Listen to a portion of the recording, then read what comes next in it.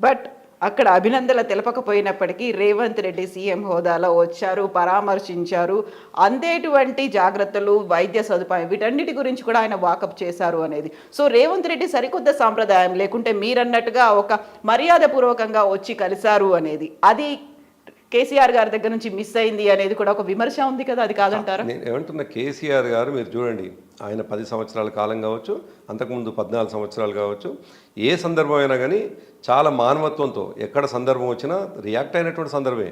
Of course కొన్ని సందర్భాలు ఆయన పోవచ్చు, పోకపోవచ్చు, కానీ ఆ సందర్భానికి సరిపోయేటువంటి సహకారం కావచ్చు, అదేవిధంగా తన వైపు నుంచి వెళ్ళి ఒక తోడ్పాటు కావచ్చు, ఎప్పుడు కూడా తెలంగాణలో ఎవరైతే ఇటువంటి పరిస్థితులను ఫేస్ చేసినారో డెఫినెట్గా ఉంది.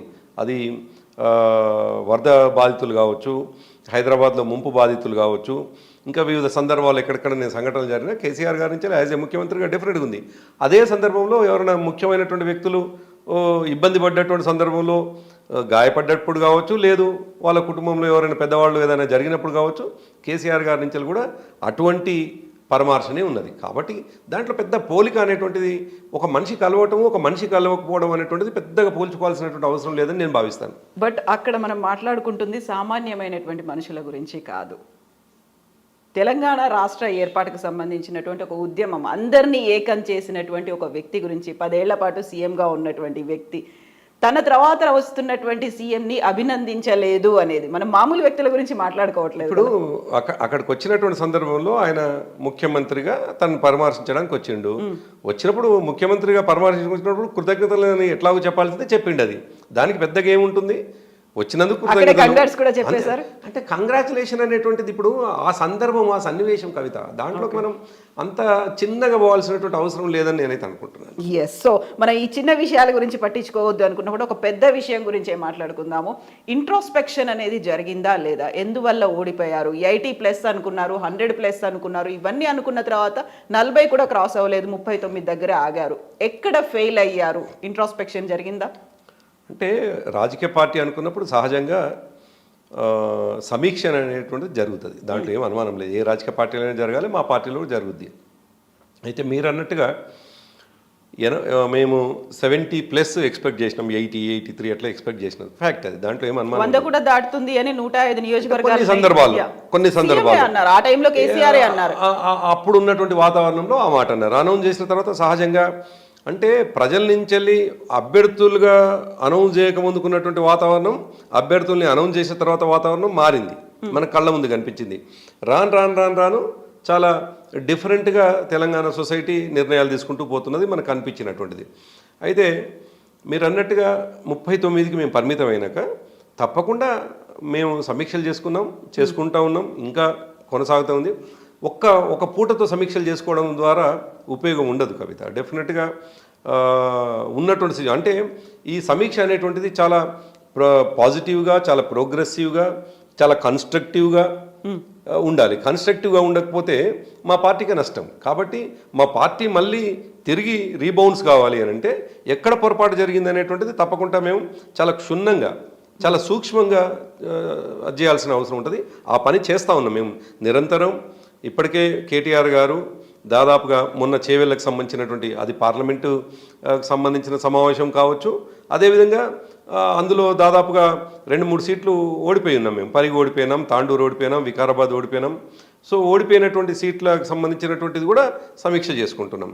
సో సమీక్షలు, కొన్ని రాజకీయ పార్టీలు సమీక్ష అనగానే ఒకరిని తీసివేత, ఒకరిని కూడిక అనేటువంటి భావన ఉంటుంది. అట్లా కాదు. ఒక వ్యక్తుల మీద ఆధారపడి సమీక్షలు చేసే కంటే కూడా ఆ వ్యక్తుల ద్వారా ఉన్నటువంటి ప్రభావం ఏంది, ప్రజల మీద ఎటువంటి ప్రభావం పడింది అనేది సమీక్ష చేసుకోవాలి. ఆ పనిలో ఉన్నాం. డెఫినెట్గా ఆ పని జరుగుతూ ఉన్నది. సమీక్షలో ఒక కీలకమైనటువంటి అంశాన్ని మీరేమైనా ఐడెంటిఫై చేశారా? గతంలో 30-40 మంది స్థానిక ఎమ్మెల్యేలని, అక్కడ ఉన్నటువంటి అభ్యర్థుల్ని మార్చాల్సినటువంటి అవసరం ఉంది. ఆ దిశగా ఫోకస్ కూడా పెట్టారు, వాళ్ళకి వార్నింగ్స్ కూడా ఇచ్చినటువంటి కేసీఆర్. ఆ తర్వాత వాళ్ళతోనే ఎందుకు కంటిన్యూ అవ్వాల్సి వచ్చింది? దీని గురించి ఆలోచించారు?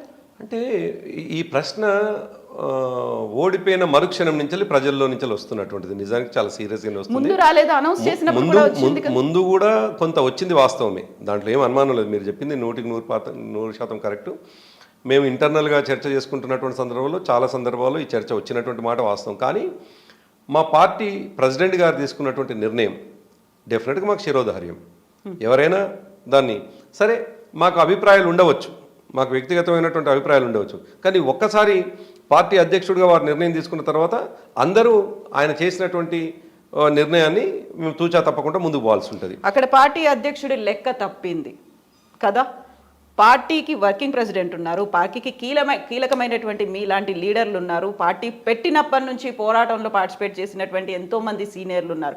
వాళ్ళందరికీ తెలుసు కదా ఈ డ్యామ్ షూర్గా వీళ్ళు ఓడిపోతారు, వీళ్ళ మీద వ్యతిరేకత ఉంది, అసంతృప్తి తీవ్ర స్థాయిలో ఉంది, ప్రజలు కూడా కోరుకోవట్లేదు అనే మాట తెలుసు కదా. ఎందుకని మార్చలేదు? అంటే కవిత, ఇప్పుడు ఒక మాట మనం పదే పదే డిస్కస్ చేసుకోవాల్సిన అంశం అయితే ఉంటుంది. కేసీఆర్ గారు తీసుకున్న నిర్ణయాల్ని మనం 2001 నుంచి చూస్తే, మీరు కూడా చాలా సీనియర్ జర్నలిస్ట్గా బహుశా వారిని 2007-8 నుండి చాలా దగ్గర నుండి చూస్తున్నట్టున్నారు. దాదాపు మీరు కూడా 15-14 సంవత్సరాలుగా వారిని చూస్తూ ఉన్నారు యాజ్ ఎ జర్నలిస్ట్గా. కేసీఆర్ గారి ప్రతి నిర్ణయం తీసుకునేప్పుడు అది మనకు కొద్దిసార్లు తప్పు అనిపిస్తుంది, కానీ మనం అంతర్మథనం చెందుతాం.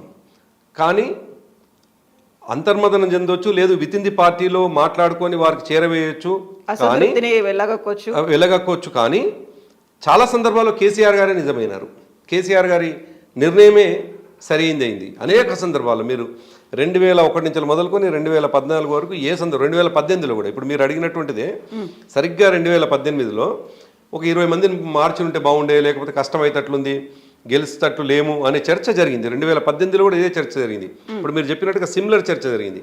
కానీ 2018లో మార్చాలి అంటుంటే 63 నుండి 88 పోయినాం మేము. మరి కేసీఆర్ గారు నిజమైనారు కదా, కేసీఆర్ గారి నిర్ణయమే నిజమైంది కదా. సో అందుకే ఉంటుందంటే కేసీఆర్ గారి బాణం కొన్ని సందర్భాల్లో గురి తప్పవచ్చు, అది తక్కువ పర్సంటేజ్. మీరు రిస్క్ తీసుకున్నారు అనుకోలేదా? ఎందుకంటే ఒక చరిత్ర సృష్టించబోతున్నాడు కేసీఆర్, హ్యాట్రిక్ గా మేము ఉంటాము అనే మాట పదే అన్ని సార్లు చెప్పినప్పుడు ఈసారి గురి తప్పితే ఎట్లా, మనం రిస్క్ తీసుకుంటున్నామేమో అనే ఆలోచన మీరు కానీ అక్కడ ఉండేటువంటి వార్ రూమ్ టీం కానీ కోర్ టీం ఉంటుంది, ఎవరు ఎక్స్ప్రెస్ చేయలేదు. మాకు ప్రజలపైన విశ్వాసం ఉంది కవిత. మీరు అన్నట్టుగా కొంతమంది అభ్యర్థులు ప్రజల నుంచి కొంత వ్యతిరేకత ఉంది అనేది కనిపిస్తున్నప్పటికీ ప్రజలపైన ఉన్నటువంటి విశ్వాసం ఏంటంటే కేసీఆర్ గారు ముఖ్యమంత్రి కావాలి అని అంటే తప్పకుండా తమ పరిధిలో ఉన్నటువంటి ఎమ్మెల్యేని గెలిపించుకుంటారనేటువంటి విశ్వాసం మాకున్నది. అఫ్ కోర్స్ అది అతి విశ్వాసం కూడా అయిందో ఏమో, అందువలన మేము ఓడిపోయి ఉండవచ్చు. కానీ ప్రజలందరూ ఏం కోరుకుంటుండ్రు అని మనం ఎప్పుడైనా ఈ సోషల్ మీడియాలో కానీ మిగతా మాధ్యమాల్లో ఏదన్నా పోల్ పోతే మెజార్టీ పీపుల్ దాదాపు 70% కేసీఆర్ గారు ముఖ్యమంత్రి కావాలని కోరుకుంటున్నటువంటి సందర్భాలు. మేము సర్వే చేసినటువంటి అనేక సర్వేలలో కూడా కేసీఆర్ గారు ముఖ్యమంత్రి కావాలని చెప్పేసి వచ్చినటువంటి రిపోర్టులు ఉన్నాయి. మాకున్నటువంటి అంచనా తప్పకుండా కేసీఆర్ గారు తీసుకున్నటువంటి నిర్ణయాన్ని ప్రజలు ఆమోదిస్తారు అనేటువంటి అంచనా మాకు పార్టీ క్యాడర్గా ఉన్నది. అయితే సరే, మీరు యాజ్ ఎ జర్నలిస్ట్గా ఎటువంటి అభిప్రాయంతో ఉన్నారు, లేదు మిగతా సొసైటీలో మా పట్ల కొంత కన్సర్న్గా ఉన్నటువంటి వ్యక్తులు ఎటువంటి అభిప్రాయంతో ఉంటారో మాకు కూడా అనిపించింది. మరి కొంతమందిని మారిస్తే బాగుండేదని. ఇవాళ నిజానికి ఎన్నికల ఫలితాలు అయిపోయినాయి, చెప్పారా లేదా? నేను అదే అంటున్నాను కదా, ఫలితాలు అయిపోయినాయి, ఫలితాలు వచ్చినాయి, కాంగ్రెస్ పార్టీ అధికారంలోకి వచ్చింది. ఇంకా మేము చల్లకొచ్చి ముంత దాచుకున్నటువంటి పరిస్థితి ఏమి ఉండాల్సిన అవసరం లేదు. ముఖ్యమంత్రి గారి ముందు కొన్ని సందర్భాల్లో చర్చ కూడా జరిగింది. కానీ అల్టిమేట్గా మా పార్టీ అధ్యక్షులు వారు దానికి తోడు వారు తీసుకున్న ప్రతి నిర్ణయం కరెక్ట్గానే జరిగింది, ఎప్పుడు తీసుకున్నా కరెక్టే జరిగింది. ఆయన ఫలితం వచ్చినప్పుడు మాత్రమే తప్పని తేలింది, కానీ ఫలితం వచ్చేంత వరకు కూడా మాకు సంశయమే, మాకు అనుమానమే, లేదు కేసీఆర్ గారే కరెక్ట్ అవుతారు, ఆయన తీసుకున్న నిర్ణయమే కరెక్ట్ అవుతుంది అనేది మాకు. సరే, ఫలితం డిఫరెంట్గా ఉండేసరికి అది తప్పయింది కదా అనేది ఇప్పుడు కనిపిస్తూ ఉంది.